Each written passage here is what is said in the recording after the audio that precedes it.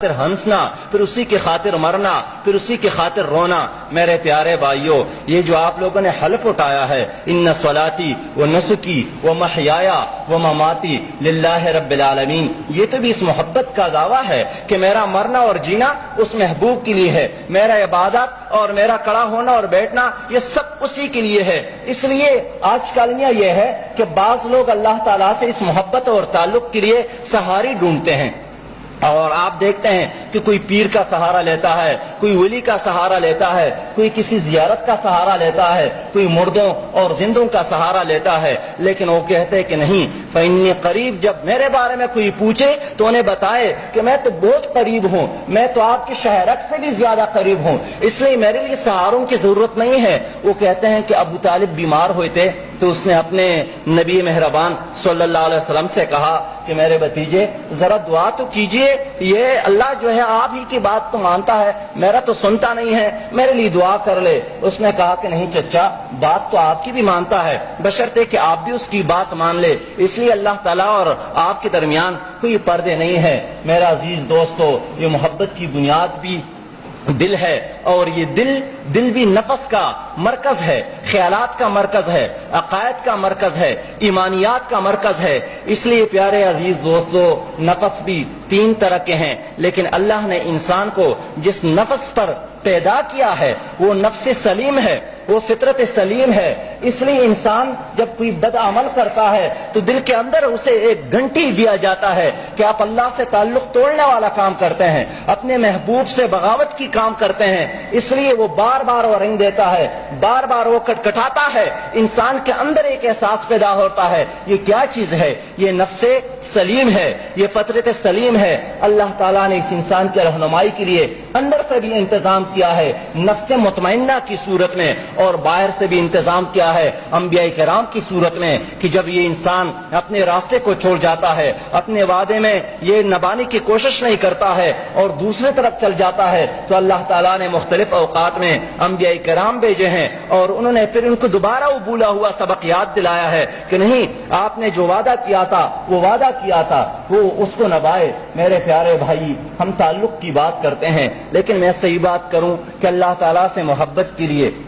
اللہ تعالیٰ سے تعلق کے لیے علم کی ضرورت نہیں ہے۔ بعض لوگ سوچتے ہیں کہ جو جتنا بڑا عالم ہوگا اور جتنا زیادہ پڑھے گا اتنا ہی اس کا محبت اور اتنا ہی اللہ تعالیٰ سے اس کا تعلق زیادہ ہوگا۔ بعض لوگ کہتے ہیں کہ نہیں، دولت کی بنیاد پر اللہ تعالیٰ سے تعلق کے لیے خوبصورت شکل کی بھی ضرورت نہیں ہے، اللہ تعالیٰ سے تعلق کے لیے کسی بڑی قوم اور قبیلے کی ضرورت نہیں ہے۔ یہ کوئی دنیا کا بادشاہ توڑا ہے کہ جہاں جاتا ہے عوام پر حکمرانی قائم کرنے کے لیے دیہاتوں کی چودھریوں سے تعلق رکھتا ہے، شہر کے سرمایہ داروں اور بابوں سے تعلق رکھتا ہے، سیاسی پنڈتوں سے تعلق رکھتا ہے۔ نہیں، اللہ تعالیٰ کی طرح میں ماں سے ان کی مثال تو نہیں دے سکتا ہوں کہ ان کی ماں کی محبت سے ان کی محبت بے انتہا زیادہ ہے، لیکن پیارے بھائیو آئیے اپنے آپ کو سمجھانے کے لیے کہ جہاں ماں ہوتی ہیں اس کے بچے ہوتے ہیں، کچھ لنگڑے بھی ہو سکتے ہیں، کچھ خوبصورت بھی ہو سکتے ہیں، کچھ کمزور بھی ہو سکتے ہیں، کچھ توانا بھی ہو سکتے ہیں، لیکن کبھی آپ نے ایسا دیکھا ہے کہ جو زیادہ خوبصورت ہو موت سے زیادہ محبت کرتی ہے؟ نہیں، ہم نے گھر کے اندر دیکھا ہے کہ جتنا کمزور بچہ ہے والدین اس سے زیادہ محبت کرتی ہے، اس کے الفاظ کو اور اس کے بابا اور ماما کو زیادہ اس پر لبیک کہتے ہیں، ہر وقت اس کو ساتھ رکھتے ہیں کہ ان میں کچھ کمی ہے تو اس کمی کو اپنی محبت کی بنیاد پر پورا کیا جائے۔ اس لیے میرے دوستو،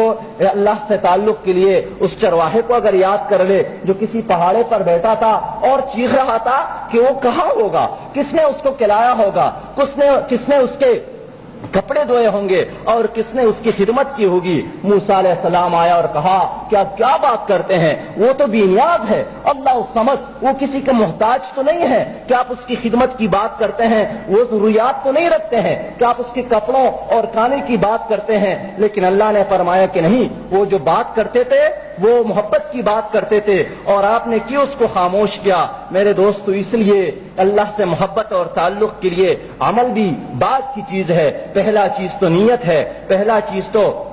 तड़प है, पहला चीज तो जद्दोजहद है, पहला चीज तो जस्तजू है। अगर ये किसी के अंदर हो जाए तो अल्लाह ताला का ताल्लुक उसे नसीब होता है। हमने देखा, तारीख में पढ़ा कि बहुत सारे ऐसे लोग जो नबी मेहरबान के मजलिस में बैठते थे, उसके साथ नमाज भी पढ़ते थे, उसके साथ गली में रहते थे, लेकिन अल्लाह ने उसको हमेशा हमेशा के लिए अपनी मोहब्बत से दूर रखा। नबी मेहरबान सल्लल्लाहु अलैहि वसल्लम के सोहबत के बावजूद उसके लिए जहन्नम करार पाई। लेकिन बहुत सारे लोग ऐसे थे जिन्होंने एक नजर इस नबी को देखा और फिर जाकर जिहाद में शरीक हो गए और शहीद हो गए। अल्लाह ताला के रसूल ने कहा कि फकत पाक बामुराद हो गया। इसलिए हर चीज के लिए और खासकर अल्लाह ताला ताल्लुक के लिए इरादा एक जरूरी चीज है, बशर्ते कि अल्लाह ताला के साथ इस ताल्लुक को निभाया जाए, उन वादों को निभाया जाए जो हमने की है, हमारे रूह ने की है। फिर हमने अल्फाज में इन्ना सलाती व नुसुकी व महयाया व ममाती लिल्लाहि रब्बिल आलमीन की सूरत में की है।